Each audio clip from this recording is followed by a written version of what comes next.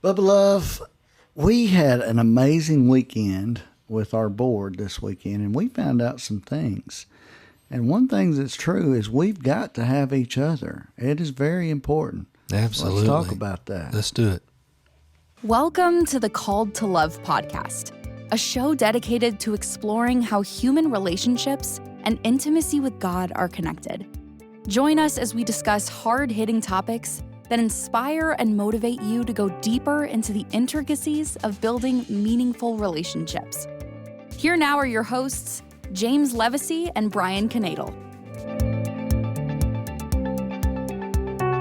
Well, hey, Bubba Love, we are here, and we were excited about this weekend. We got to spend some time with some of our favorite people. And, you know, I was really anticipating a great time this weekend. I was positive that we would have, you know, some good things go on. But I was amazed at how well it went. It went good. Yeah. You know, what I was really impressed with was we had a session where, you know, you come up with this idea where you just wanted to honor each person. And we spent time, you know, going around the room, just being honest, you know, what we saw in each person and how much we, you know, valued each person. Well, I'll tell you, when we were in our room preparing for this, we had an attitude, Lord, really give us some direction.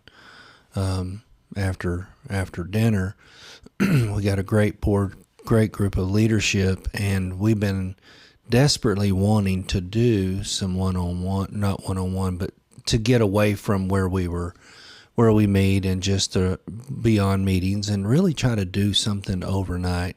Great place that we checked out, and we'll share more about that later. But what you and I did not anticipate when I brought up, I really feel like we need to identify each one of our leaders, and what ended up happening, which you and I did not expect, is I know it had to be the Holy Spirit, because we were really he was really revealing to us intricate details of how we met, but he was also showing us qualities. He was showing us a pattern of character, behaviors, experiences that we've had, that if you don't stop and position yourself to do that, we would not have been able to do it. But what happened was, to both of our surprise, the Lord just really began to download some things. And what was so awesome is that when we met, everyone in the group was jumping in and sharing some other intricate details. It was off the chain. It was unbelievable. Well, what we found out was how much they needed the affirmation. The goal was, you know, we've turned over some board members, or people have been serving on our board for years, and they needed a break. And, you know, it's not uncommon to kind of rotate board members. So we had some new board members that just didn't quite know how to fit in. Even though we had a relationship with them, now we're bringing them into a nonprofit organization where, you know, we're planning and we're organizing and we're doing things like that. And we don't quite have a feel for each other. So it's kind of easy to feel displaced, or not like you're contributing enough, or, you know, how much latitude do I got to speak or to do things or to come up with ideas. So what we wanted to do was, we really wanted to let people know how much we trusted them and that we handpicked them. And so when we reinforced that, I think they were blown away. You notice what Jesus did when he picked his disciples. He gave them identity. And it's very important that if we're on this journey of faith, whoever the Lord has placed in our sphere of influence for such a quote time as this, it's not time to take anybody for granted. It's saying, Lord, let me see the value, let me see the identity of those around me, and let me communicate, show appreciation, And together, our vision will become clearer because we'll know God brought us together. So one of the things that, John Maxwell, he talks about identity and placing value, and then, identifying identifying their skills or abilities or character or whatever. So this whole, and we didn't even go into that. This wasn't strategic from the standpoint. We were just like, Lord, what do you want us to do tonight? Yeah. And beautiful sunset, great location where we were at, just a great setting. But what we did not anticipate all that would unfold. Yeah. Yeah. Well, I mean, it was nice to be able to get close and see how the people reacted to the buy-in part of it, and it had to be Holy Spirit led. I mean, the way hearts are opened, whenever you take time to express to someone how much they're appreciated and encourage them, it's amazing how their hearts open. Immediately after the weekend, two people that I typically don't, normally have conversations with a lot during the week, they reached out to me. They wanted information. They wanted to get started. They wanted to see, okay, how can I get the ball rolling? The things we talked about. Sure. I'm ready to go. Sure. And this is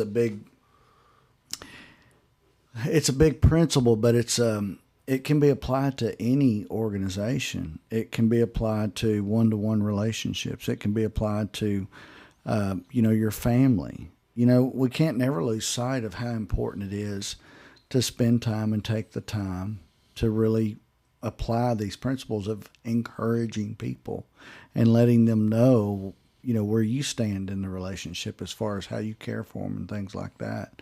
So it can't be underestimated. It's a major part. Well, it creates, and you're right. You first, it's important to have a setting. Do something different.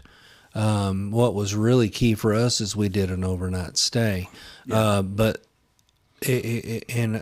because of that, it was easier to detach from and just grab hold of the moment, and that was great. And then the people that you're already with, one of the things that is absolutely biblical, spiritual, whatever, is breaking bread. Every time we met, we sat in different positions so we could connect with everybody, topics, conversations, and we were learning more and more about each other. And it was just great.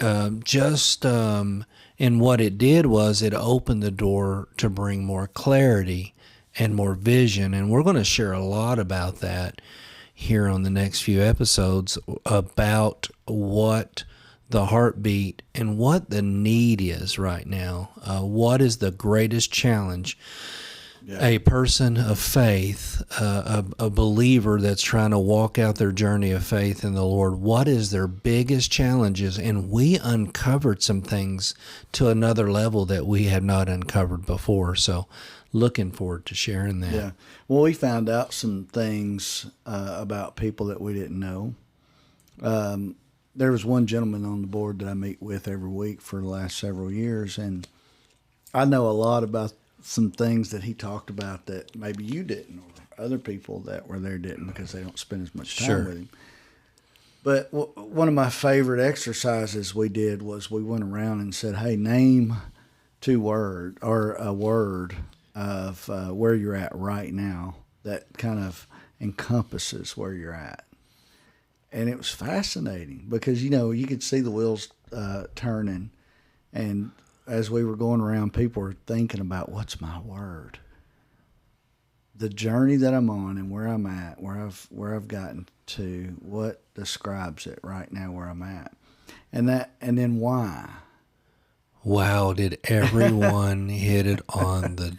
Yeah, they knocked it out of the park. Yeah, because that word took it had a backstory to it, all the way back to 40, 50, sometimes years ago. Yes. When they were, teenagers, and how God saw them through their journey. And it opened up about, y'all didn't know this about me, but this was one thing I did. And it's like, wow, you're kidding me. I know. You know?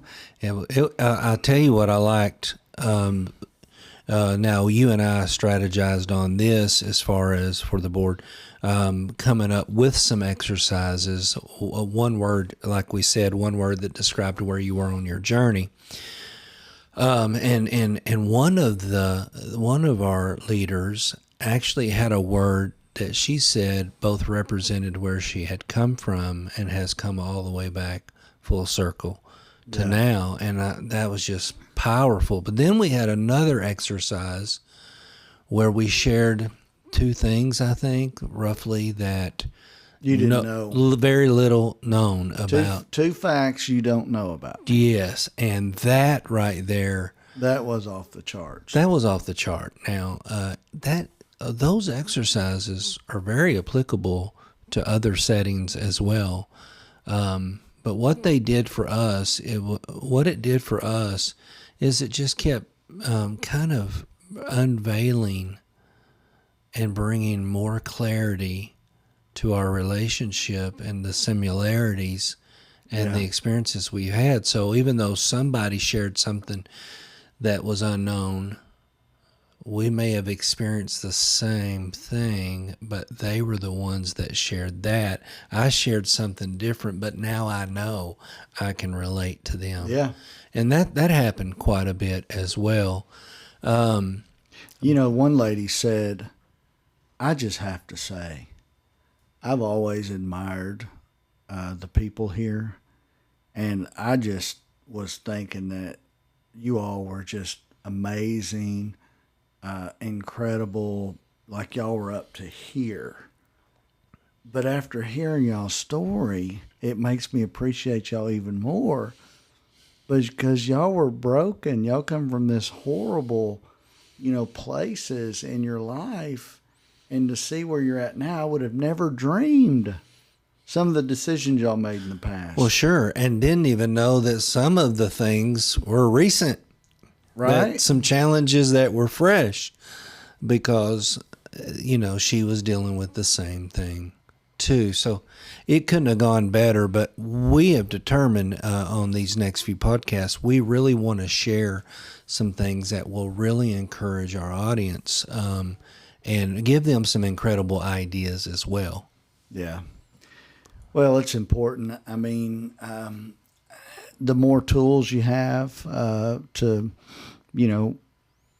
get people talking about things and getting to know people. Sometimes it's really hard. People have a hard time breaking the ice or just coming up with something. Well, how are we, honestly, we're going to get together the coming up weekend, and how's this really going to work? I mean, what's really going to cause people to bond? We're just going to sit together and talk.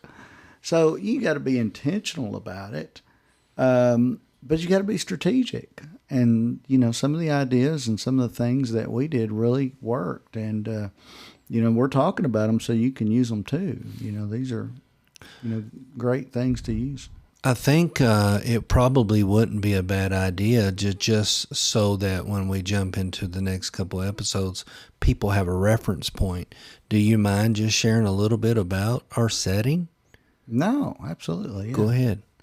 Well, we went to this place called Subiaco in Arkansas, and it's a little town. I mean, if you blink, you might pass through it. Some of the more well-known towns are Russellville. It's about 20 miles, I think, from that or something like that. But there's this amazing monastery that's run by 24 to 30 monks just at any given time. It just depends how many are there at the time. But these guys have basically committed their life to live at this monastery. Their job, their role in life is to, some of them maintain the grounds, some of them maintain the facilities and like renting out the rooms like what we were there to get. But those guys actually run this place. So it's this monastery that's completely run by monks. And it's also a school during school term. It's an academy. They have an academy there, an enrollment around 120 there as well. So it's a huge campus, and they have a portion of the buildings are set up for like a retreat. So if you wanted to come, a group of you wanted to come, they've got nice, very nice rooms, minus the TV, but everything Yeah, else, that's all everything. It really creates. I mean, you have internet there, of course, but what I'm saying is the setting. When one of our board members, he's the one that put it together, had no idea. When he first said it, was like, "Are you kidding me? How is that?" But you know what? It was the best idea. The setting was beautiful. Not only the weather, but just the beautiful buildings. And, of course, the bell rang every 15 minutes. And, you know... the architecture, the building was built at, into the 1800s, 1900-ish. And it was old but well kept. Yes. I mean, it was like, and it was in the middle. You're driving and there's nothing. There's just maybe some farmhouses and small country homes and stuff like that. And then this massive monastery that looks amazing, like a castle. Sure, it's got a church. Yeah, it's got and then you could see, rolling hills. We were high up, and we were on this elevated hill. And you could see cattle out there. They had the high school track and stuff like that. So it was kind of like maybe as close as you could get to the Garden of Eden in some of the areas. Sure. The plants were well maintained. And beautiful plants there. A great setting, and but that's what really set the tone. We had an idea what we were going to expect, but had no idea the magnitude of just walking around the beautiful paintings, sculptures, and then running into a priest here and there. So cordial, so nice. Yeah. If we could do it again, we're planning on doing it again. Great accommodations. There was even a group from Oklahoma there as well. And so if you want more information about that, we'll have to get that for you. But Subiaco, and just 5 miles east of Paris, Arkansas, and can't remember the highway that it's on. Yeah. But anyway, if you just Google Subiaco, great. So it begins with an S. Subiaco. Yeah. Father Patrick was phenomenal. Great hostess. So anyway, we're going to talk more about what that weekend looked like coming up. But I'm excited about it. We'll talk more about it. We hope this episode of the Called to Love podcast has enriched your life and offered valuable principles to apply on your personal journey. Please explore our website at www.calledto.love for more information and to share your feedback with us. Until our next episode, may you find peace and love. And always remember, you are called to love.